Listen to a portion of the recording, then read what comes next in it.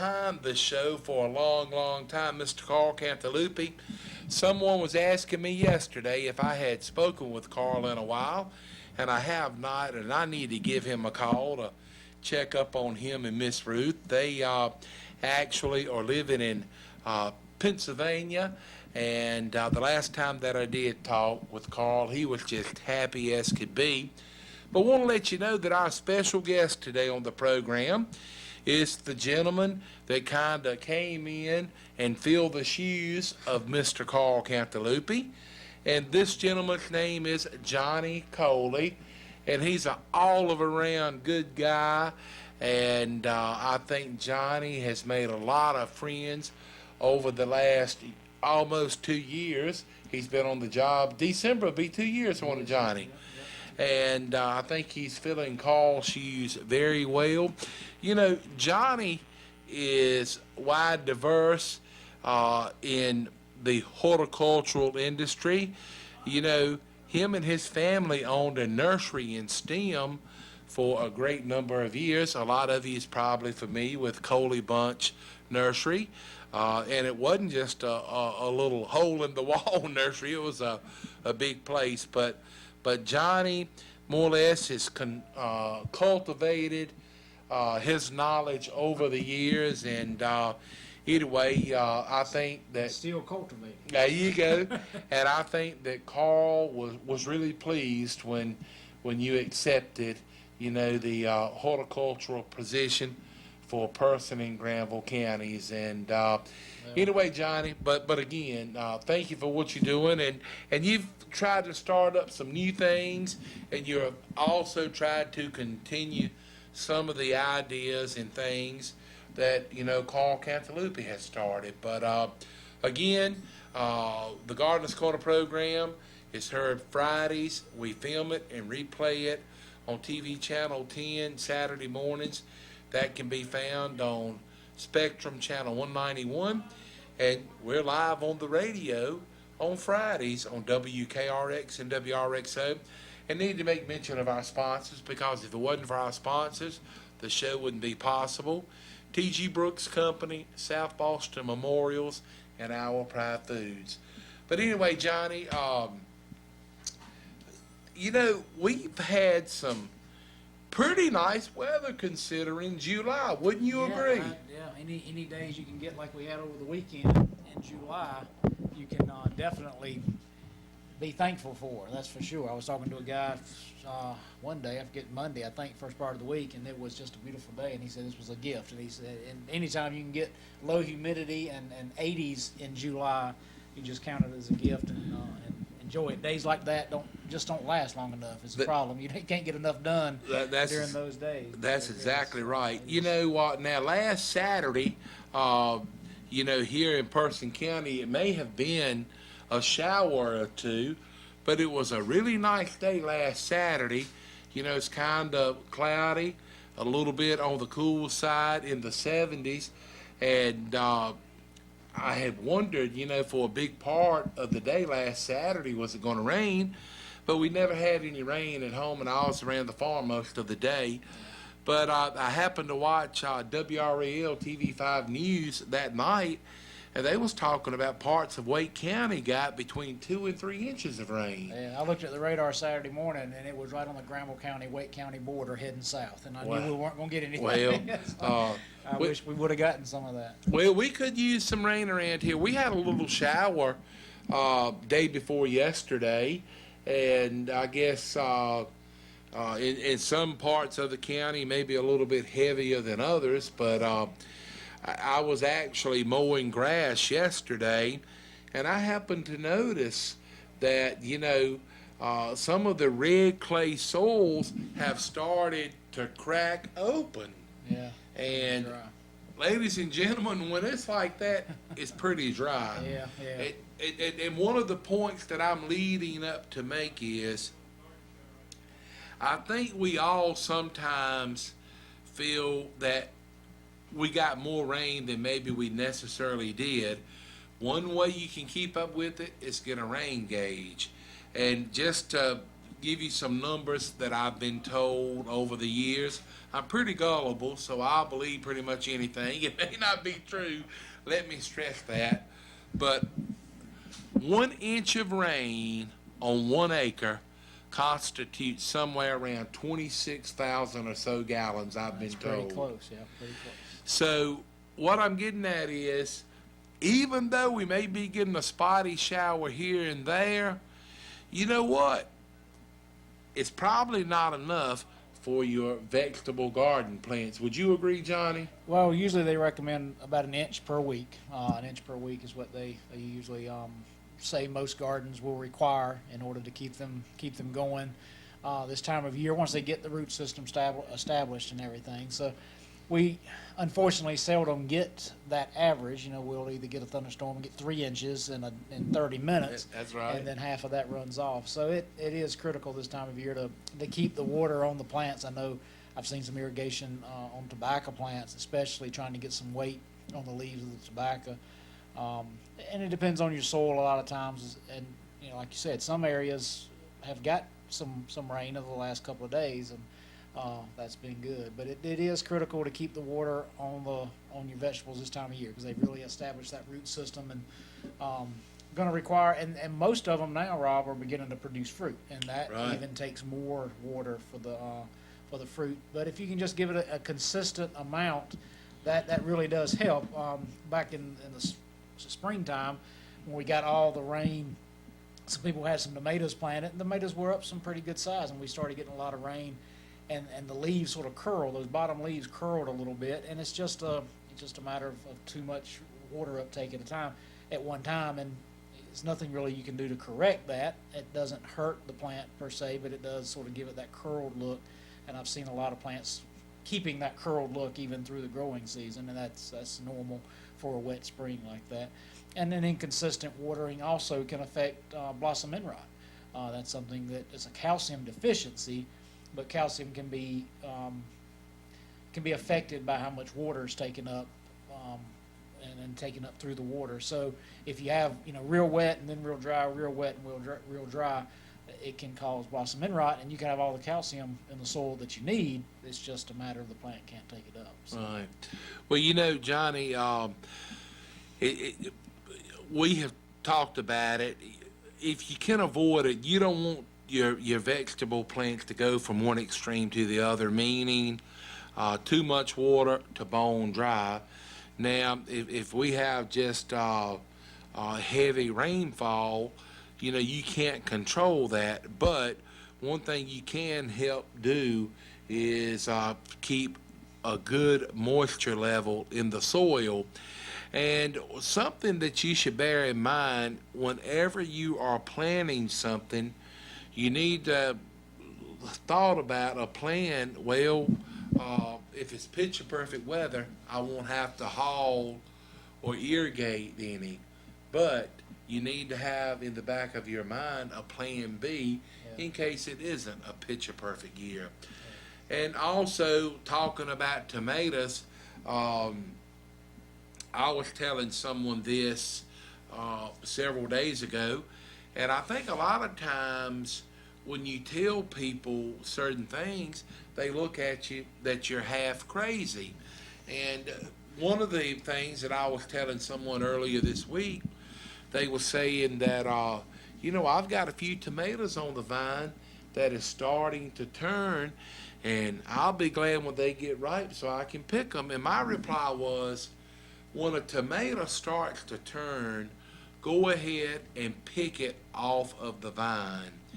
And the reason being is, the longer you leave that tomato on that plant, it's taking life out of that plant, and that tomato is not going to ripen any faster whether it's on the plant or not. And one way that you can speed the ripening process up yourself is if you have a mater, I said a mater, not a tomato, a mater. Born and raised in person. That's right. That's right. Born and bred, brother. Absolutely. Anyway, if you have a tomato that is starting to turn, you pick that tomato and you put it inside of a paper bag. And then if you have a banana, you put a banana in the bag and you roll that paper bag down and put a clothespin on top. Well, guess what? That will make that tomato ripen even faster.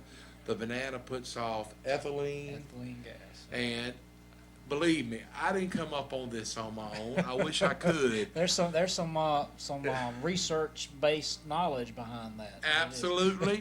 Now, I gotta confess, I didn't get mine out of a book or anything, but just over the years of knowing Johnny Coley and Carl Cantalupi, I have picked up a few things off of the program. So what I'm getting at is, folks, if you got tomatoes on the vine and you're out there picking today and you won't be able to get back out there for a few days, if those tomatoes are turning, go on and get them and save yourself the headache of having to go back and pick them in a few days. That's right. And don't leave them in a container. And one thing also is very important, and I think Johnny would agree, even though we have had some not as hot temperatures as it could be, but field heat in produce is something that is very detrimental to the produce. So after you go out and you pick your string beans, your butter beans, your peas, tomatoes, whatever it may be, and you've got them in a 5-gallon bucket, as quick as you can, spread them out. Allow them to get some air and get that field heat out of them, and they'll last a lot longer. Now, I'm not necessarily saying put them in a refrigerator or anything, but if you can take them inside, get them out of the direct sunlight, or put them in the shade and let them cool, that'll add a little bit of life to them, won't it, Johnny? Post-harvest physiology is what they call that, Rob. And that's one of those fancy names for meaning just spread out the produce. Well, you want to get the field heat, like you say. In some instances, they'll harvest it and they'll put it right into a ice slurry. They'll cool it down. Corn, Right. Corn is like that, especially sweet corn. They want to cool it down as quick as they can, so they'll actually put it in an icy slurry right in the field. But if you're in, like you said, in the field and you plant, early in the morning, you've picked some butter beans or snap beans or peas or whatever, and you got them in that bucket, don't leave them in it, because it builds up heat in there, and you just want to spread them out on a picnic table or spread them out on on something so they can cool off, and let them, if you pick them up late in the evening, let them stay overnight. You want to keep them covered because the dew, you don't want the dew to get them wet either, because that can cause problems. But definitely, that's definitely a good idea to do. Speaking of peas, I've heard a lot of people say you pick them today and shell them tomorrow. They shell easier. I know people that typically have these pea shellers and butter bean shellers. They prefer if they were picked a day early because, they do, the shellers do a little bit better of a job. And Johnny, you just said something about sweet corn, and I really believe that if we could be real quiet, we could hear somebody shucking corn today, because it is sweet corn season. Wouldn't you agree? Yeah, it's some of us coming in. I haven't seen any farmers that are actually pulling it yet, but usually around the 4th of July, middle of July, you start seeing some come in. Some of them may have gotten it in a little bit later this year because of the rain, so it may have been a little bit later getting into the gardens and into the fields because of the weather early on. It's amazing how early weather affects crops later on. Right. It just they can't come in as fast if you don't plant them. They can't start growing. So Yeah. if you can't get in the ground, it's too wet like it was early. My parents actually put up some corn on Monday and Wednesday. Oh, did they? Okay. Yeah, and either way, we had some people that got in touch with us and asked if we need some corn, and so we was very appreciative, because corn is one of those things, whether you eat it on the cob or off the cob, whether you add it in string beans, butter beans, peas, it's absolutely delicious. And our neighbor has actually given us a few cantaloupes, and they have really been some kind of sweet and delicious. So, Speaking of cantaloupes, I've got my wife. I shouldn't say but my wife's got 2 nice watermelons coming on, and the watermelon patch. The watermelon patch being the compost pile. They Oh, come up yeah. from the compost pile, and we just let them grow, and they've pretty much taken over the compost pile now. But we just let them grow. We've got looks like Charleston Gray, a couple of. Evidently, we threw the seeds in there last summer, and they're coming out. And actually got nice sized watermelons on it. So Well, Johnny, I know you got a lot of things you want to talk about, but you make mention of little things, and it kind of gives me ideas. For someone that is wanting to start up a composting pile, the North Carolina Cooperative Extension Service has a brochure that you can stop by the office and pick it up, or if you contact them, they can email you a copy on how to start a composting pile. And believe it or not, it's a little bit of work, but it's not a tremendous amount of work.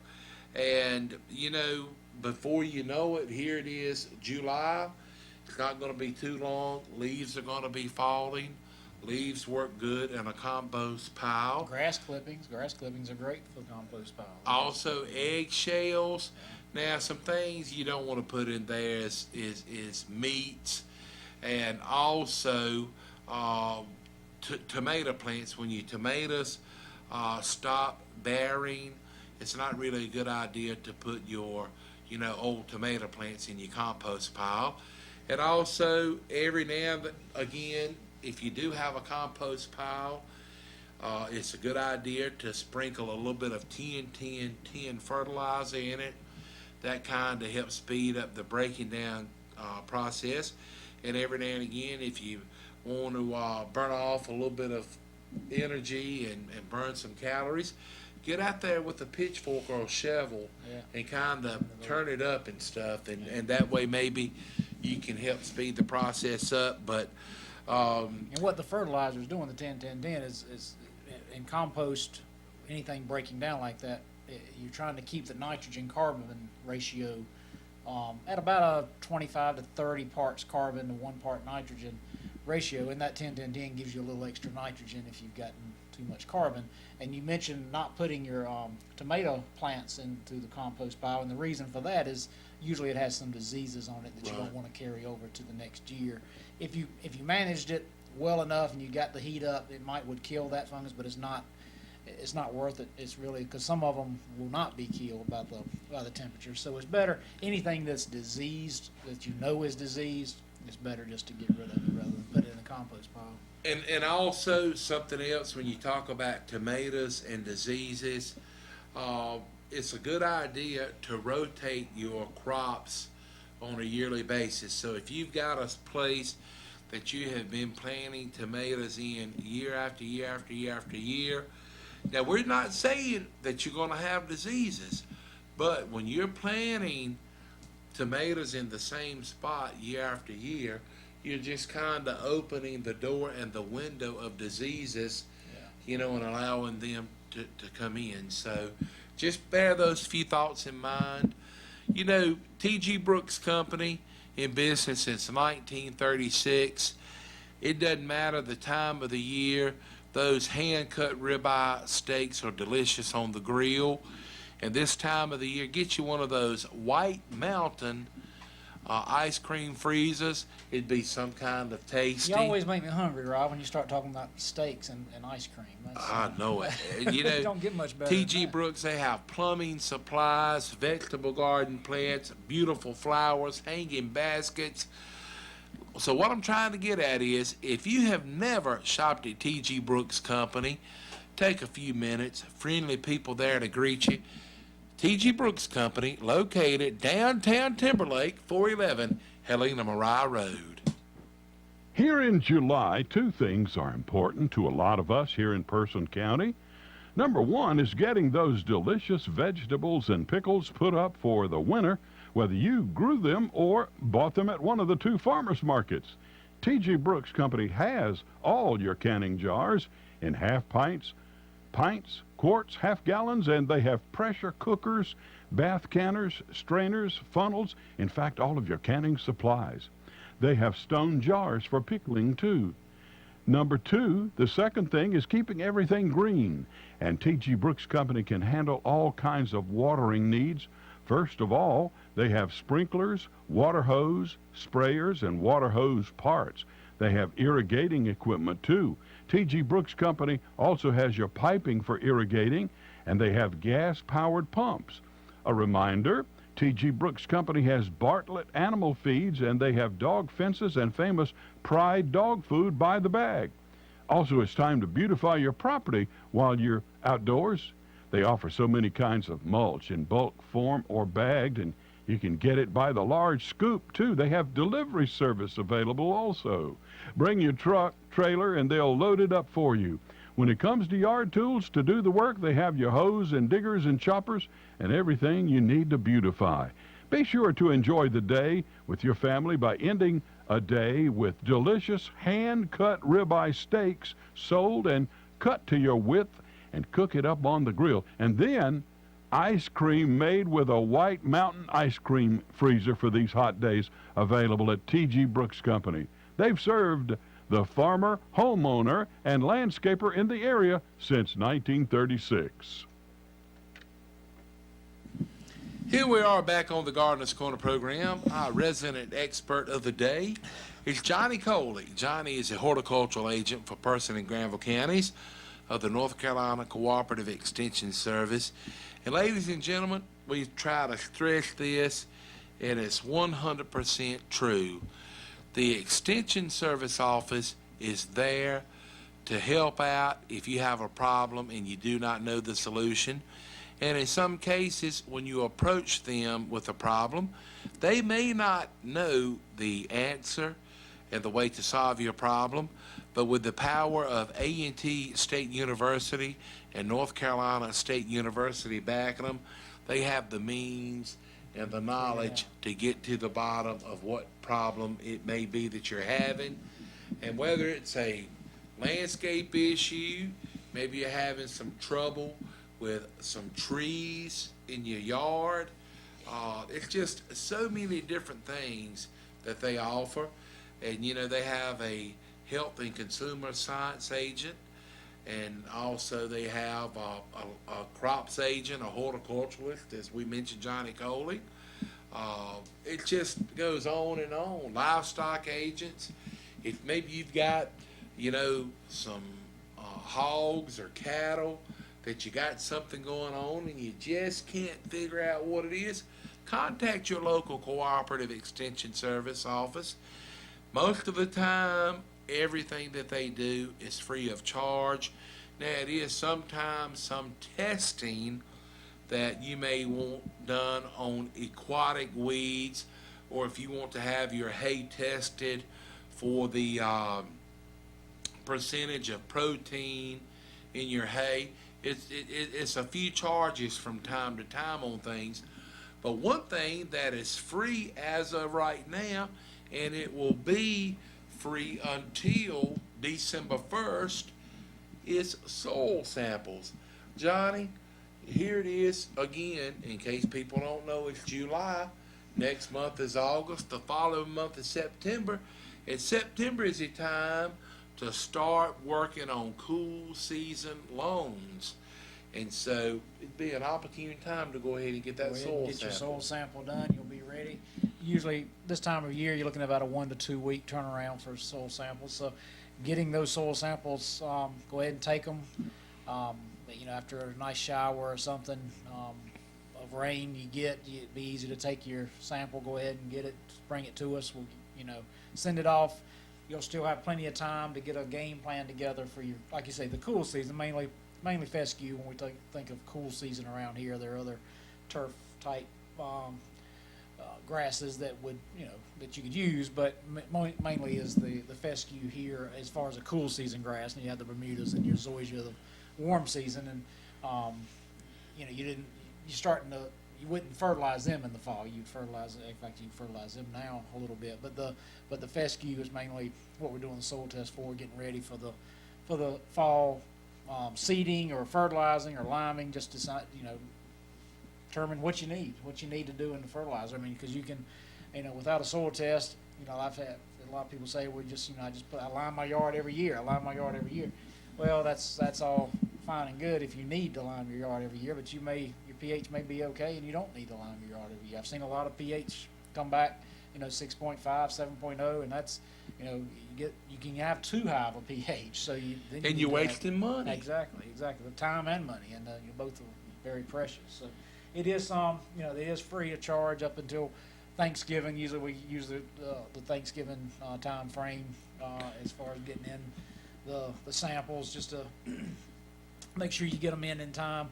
It is free of charge. It's only $4 after that, but for your lawn, it's time to go ahead and do the samples, get them into us, and we'll get them sent off, and then we'll help you analyze it when it comes back. You'll get a sheet that tells you what to do, but we'll also have the availability to pull that sheet up and can help you analyze it. So it's a good service. I try to.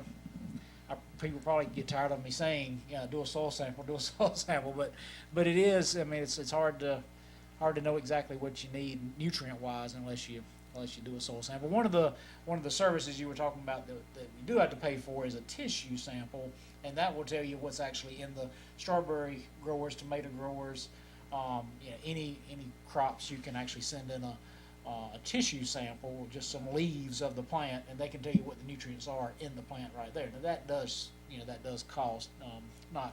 That's it's not getting down to the astronomical. nitty-gritty scientific. Yeah, but it can tell you, what that plant needs immediately rather than what's there in the soil, what's it lacking.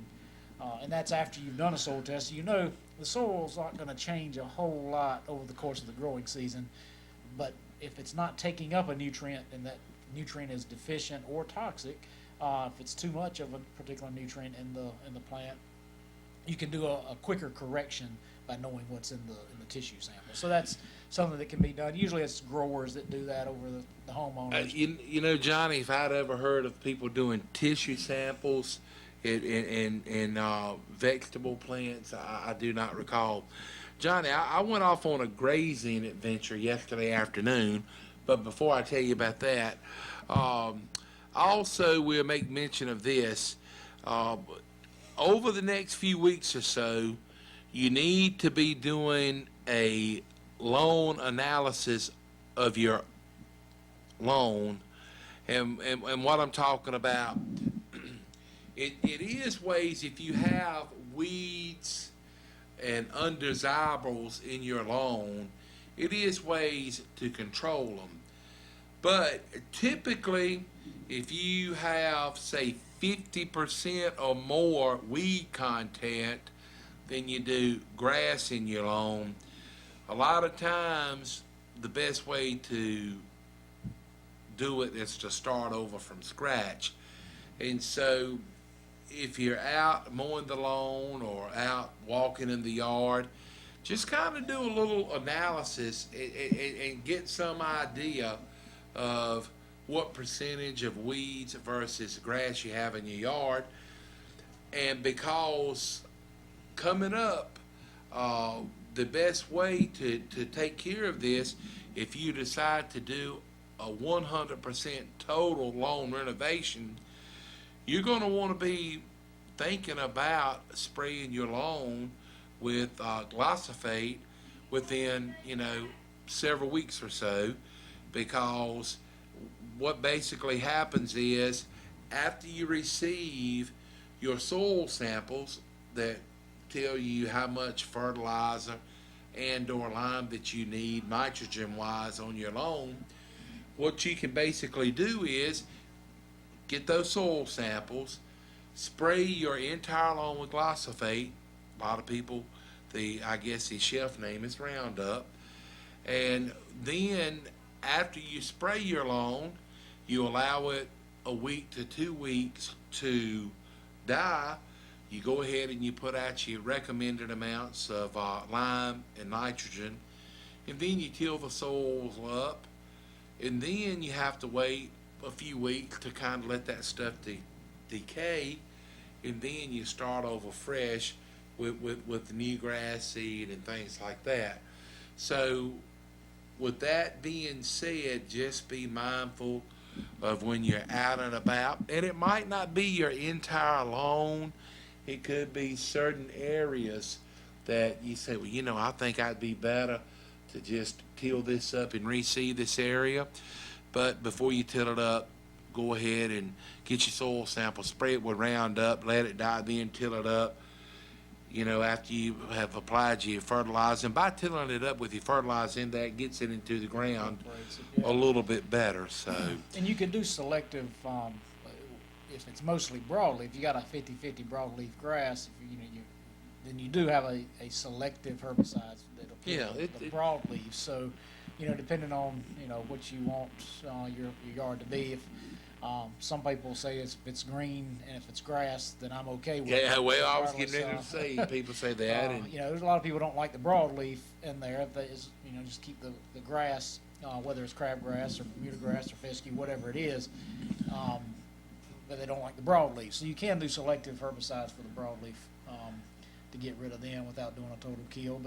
But yeah, and you do want to make sure that you kill it and give it some time before you do reseed after you kill it, because some of the herbicides that you put down will prevent the seeds from germinating. So even if it's a post-emergent herbicide, you still want to read that label because it may affect your germination of your seeds. good advice. And Johnny is, we have talked about it before. You know, when you're out riding around and you look and you see this beautiful manicured lawn and landscaping, it's not anything that happens overnight. It's a continuous work in progress, and it can be expensive, but it can be what you want to make of When I it. tell people lawns are something you're going to be doing something to your lawn just about every season. Yeah. You can plant a tree and you get a tree up, after the first, third, or fourth year of that tree, it's going to pretty much take care of itself. But a lawn is, you're going to either be mowing it, fertilizing it, watering it, liming it, doing soil tests, spraying it with disease, for disease and insects. It's Yeah. always something to do. If you're going to have a manicured lawn, it's very difficult in our summer heat. And a lot of people are going to the warmer season grasses now because of that. Right. Because they do, you sort of have to pick your time of when you want your grass to be brown. Do you want it to be brown in the summertime, or do you want it to be brown in the wintertime? Because That's right. one or the other, unless you have an irrigation system and going to throw some water on the fescue during the summer, it's, you're going to have some brown at some time or another in your lawn. And if you do have Bermuda grasses, it's a good time to fertilize them now. But cool season grasses, hold off until, mid to late September. Anyway, about my grazing trip yesterday afternoon, we have some blackberries that's coming in on the vine, and my sister has some blueberry plants and some blackberry vines. And so yesterday afternoon, I had to, make my round by there to check on the blackberries Yeah. and Well, it's your duty to blueberries. check on them, right? Absolutely, and you have to do a little Quality taste testing control while you're doing that. and stuff like that. But lot of good things are, coming in out of the garden these times, and you still have time to plant some warm season vegetables. But Johnny, is as we have talked about many times, sometimes planting it is the easiest thing. Oh yeah. And I've heard a lot of people this the last couple of weeks, I guess, talking about weeds in the garden. And this is the time of year that the weeds can overtake your garden if you haven't done a good job of keeping them out all along, because it seems like the weeds grow twice as fast when the plants have pretty much slowed down. They're not growing. They're beginning to flower. They're beginning to produce fruit now. So the plant itself may not be growing quite as as vigorously, and those weeds, if you're not careful. And this is the time of year too that people sort of, it's fun when it's springtime and it's a little bit cooler weather. But this heat in July and August, although we've had some nice days here of late, but it's a lot of times people get sort of worn out with the garden now, and if you don't keep on those weeds, they'll overtake you. And I've heard a lot of people say the weeds have taken the garden, it's easier to keep up than it is to catch up when it comes to weeds, for Yeah. sure. And with it being hot and dry, some weeds just seem to thrive Yeah. in those conditions. Now, Johnny, do you and your wife, do y'all do a lot of canning and freezing? We don't, other than blueberries. You mentioned blueberries, and the blueberries has a special place in my taste buds. So they Oh, yeah. love the blueberries. We've got some coming in at the research station over in Oxford now, where was planted several years ago, and they've come in pretty good. So I forget how many varieties. I think I want to say it's 12 varieties over there, but I'm not positive. Right off the top of my head, memory's a bad thing, and mine's even worse than most. So. It's a lot of different varieties over there, and they are coming in. So we've picked, and talking about grazing while picking, I'll go over there, and if you're not careful, you'll eat as many as you pick. And Man, ain't they good though? they are right off the Wow. vine, right off the shrub or bush for the blueberries. And blueberries do great around here, and I think I mentioned this last time about blueberry plants are. Even if you don't like blueberries, you plant it, it blooms in the spring, has berries in the summer, and the fall foliage is gorgeous. A beautiful plant. Yeah, it's just a nice ornamental plant. And let the birds eat the blueberries if you don't like blueberries. Of course, I don't run across too many people that don't like blueberries. If they don't like them, they haven't tried them at the right stage. That's but right. They can be a little tart if you pick one that's not quite right. But They're full of antioxidants. Did I say that right? You did. Very good. That's Hey, something that I want to make mention of, with all the vegetable canning going on, just to make mention, we heard a word from T.G. Brooks a little while ago. T.G. Brooks has in stock a lot of the pressure canner gaskets. Also, the North Carolina Cooperative Extension Service offices offer a free pressure canner gauge test. So if you're kind of concerned about if the gauge is correct on your pressure canner, take it up to the Cooperative Extension Service office. All you need to do is take the lid off of your pressure canner. You don't need to take the whole thing, and they can test it for you. And a lot of the older pressure canners had a little weight that would kind of set on top, to relieve. Instead of a gauge, it was a little. Yeah, I remember that. I remember hearing Yeah, those. yeah. And you're right, Jennifer does those, and it is important to have those gauges because they can be dangerous if used improperly or not. The gauges aren't correct. You don't know how much pressure is building up. They can be, a little dangerous. So you definitely want to do that. Me and Jennifer have sort of a agreement that I don't do a lot of cooking of the foods, and she doesn't do a lot of growing of the foods. So, I told her I've got You water grow it figured and she out. cooks it. She can cook it, but I told her I got water figured out. I can freeze it and I can boil it. But other than that, I don't do. I do a lot of cooking. Of course, you can do a lot with boiled water now. Absolutely. Boil eggs. Let's see here. You can boil chicken. So, Boiled chicken, yeah, coffee. That's I can, right, yeah, can make coffee. in the morning.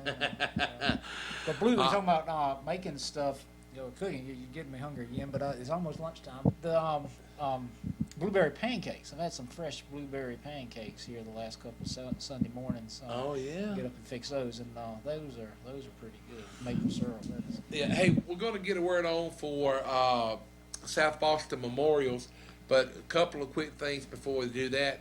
When you talk about blueberries, I was thinking about this yesterday when I was picking them off the vine and eating them just as quick as they came off of the vine. One way, if you're ever baking blueberry muffins or anything, one little trick that you can do if you kind of want your blueberries, you might be making a blueberry cake or something like that. But if you kind of want to have your blueberries kind of evenly distributed through whatever it is you might be baking, one thing that you can do is if you put your blueberries in some flour and get a little bit of flour on the blueberries before you put them into your mixture, because a lot of times if you don't put flour on them before putting them in the mixture, all the blueberries will maybe go to the bottom, settle to the bottom. Okay. So, I've never heard that. Learned yeah, something. yeah, a little cooking tip right there. Yeah, thank you, Now, sir. again, that is nothing that I came up with on my own. That's what I've been told. And trust me, I have never tried it. Never put it to the test. Huh? Absolutely. All right, well, let's get a word on for South Boston Memorials, and I'll tell you about the other thing I had on my mind after this break. South Boston Memorials, located 1439 Seymour Drive in South Boston, Virginia, has been in business since 1958. The Myers family of South Boston Memorials believe that every life has a story. For 4 generations, their life work has been to present and preserve that story for our prosperity to hear. Allow South Boston Memorials to tell yours. South Boston Memorials has granite memorials, markers, and mausoleums, over 300 in stock. In-house laser etching is available at South Boston Memorials, and they can also make pet markers. For memorial benches, vases, and monuments, call on South Boston Memorials at 434-572-3859 or visit their website, sobomemorials.com. That's 434-572-3859. South Boston Memorials is located 1439 Seymour Drive in South Boston, Virginia. Like us on Facebook or visit the website, sobomemorials.com. Yeah, Johnny and I were just talking about, different ways to enjoy blueberries. And so you did have blueberry pancakes the last few weekends. The last couple of weekends, I actually make those. I don't let Jennifer know, but I ventured out of the boiling and freezing water and make pancakes. But you add water to that. It's like the ancient mama makes the pancakes, and I just sort of put it on the griddle. But we just put the blueberries right as they're being on the griddle. We just drop them in there, and they're good. But freezing the blueberries is a very simple thing to do. You just put them out on a biscuit pan or a cookie sheet. You just spread them out on that. Don't wash them. Just put them on that. Put them in the freezer. Let them stay overnight, or they don't have to stay very long. They freeze, and then just put them in a plastic bag, and they're great to freeze. Wash them when you take them back out. Don't eat them without washing. You wash them before you use them or eat, correct? Yeah, correct, but not before you freeze them. Right. You don't want Now, so Johnny, you just don't put them in a bag and freeze them. You lay them on a cookie sheet on a piece of wax paper. Yeah. Where they're. Well, they don't have to be on a wax paper. Just put it on a cookie sheet, and then you can just pour them into a Ziploc bag after they freeze. And I guess one thing, when you do it that way, when you take them out of the bag, they're maybe not frozen together. Exactly. Yeah, Good because if you wash idea. them, you got water on them, and they're going to freeze together. And plus, that'll start deteriorating a little bit after you wash them. So. Whenever you get a couple of guys together that enjoy eating, even though they may not know how to prepare, they can give some pretty good ideas and some good recipe got ideas. Some good techniques, even if we don't know how to go them all the way out to fruition. But again, it's all kind of vegetables being harvested, whether you raise them yourself or shop at your local farmer's market, or you get them at the grocery store. You're going through the trouble and the work of preparing and preserving, and you want to make sure that you do it just right. Also, speaking about the pressure canners, if you're ever in need of a new gauge, T.G. Brooks Company can help you out with that. We're going to squeeze a word on for Our Pride Foods. Talking about food, Lord have mercy, Johnny. Our Pride Premium Pimento Cheese Spread and Dip. It's delicious as a meal or a snack. And something that we enjoy sometimes is taking jalapeno peppers and splitting them half in 2 long ways, get the membrane and the seed out, put some Our Pride Premium Pimento Cheese Spread and Dip in them, either put them in the oven or on the grill and heat them up a little bit. Now that's a tasty treat. Goodness grows in North Carolina. Our Pride Premium Pimento Cheese Spread and Dip is made in Roxborough. You can pick up some to enjoy at T.G. Brooks Company, Twins Market, Hurdle Mills Market and Butcher Shop, North Main IGA, Food Lion, Supply Line Discounts in South Boston, Virginia, Kenyon's Meat Market in Mebane, and Bacon's Meat Market in Hillsboro. or you can enjoy it at Cole's Pharmacy, Trish's Espresso, and the Clarksville Station. Whether you're having Owl Pride Premium Pimento Cheese Spread and Dip for a snack or a meal, it's delicious. Owl Pride Premium Pimento Cheese Spread and Dip is made by Owl Pride Foods in Roxborough. Pick up some and enjoy it today. For extra flavor, try the jalapeno added. That's Owl Pride Premium Pimento Cheese Spread and Dip. Alrighty, we're back on the Gardener's Corner program, and either way, Johnny, we're quickly running out of time, and I know we didn't get to near the amount of things that you wanted to talk about today, but any other topic that you want to make mention of I will for the last couple of minutes? mention the Master Gardener program. I think I mentioned it a couple of weeks ago when I was on that going to start Master Gardener training program.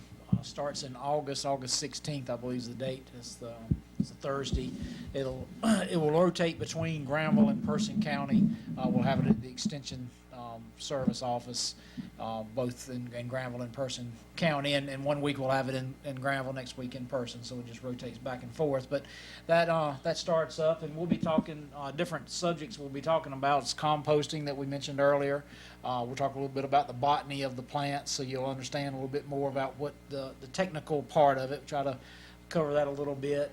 Insects, diseases, diagnostics of different plants. Talk about ornamentals. We'll do some IDing and go through several of the woody ornamentals and annuals and perennials as far as IDing purposes, because you need to know certain plants are more susceptible to certain diseases and insects than others. So you need to know what you're looking at, not only what the disease and insect is you're IDing, but what the plant is that you're IDing it on. So, but it's a good program. Starts August 16th.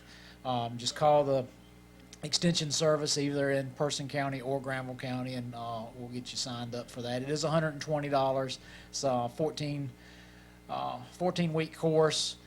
That $40 does include a book. It's a pretty good book that it's thick, and it's if it was a textbook, it would be $500 to $600 textbook. Wow. It's a big textbook, and it's but it gives a lot of good information. So some of that 120 goes for that, and then you'll be part of the NC State Extension Master Gardener program. So it's a good program. If you want more information, please contact me at either of the Granville County or Person County Cooperative Extension Service. Johnny, appreciate you coming out. And we do have a caller on hold. We will not have time to take that call on air, but hold on and we'll get to you right after we finish up the program. Thanks goes out to T.G. Brooks Company, Owl Pride Foods, and South Boston Memorials. Want to wish you and yours a happy and safe weekend, Johnny. Appreciate you coming out and Thanks, sir. sharing your One other knowledge. thing, Okay? real quick, seed saving workshop next Tuesday at 4 o'clock at the library in Person That's County. the 17th, The isn't it? 17th. Well, we're going to try to get a blurb on that on the local news, so check that out. God bless, folks, and thank you for tuning in to the Gardener's Corner program. Thank you.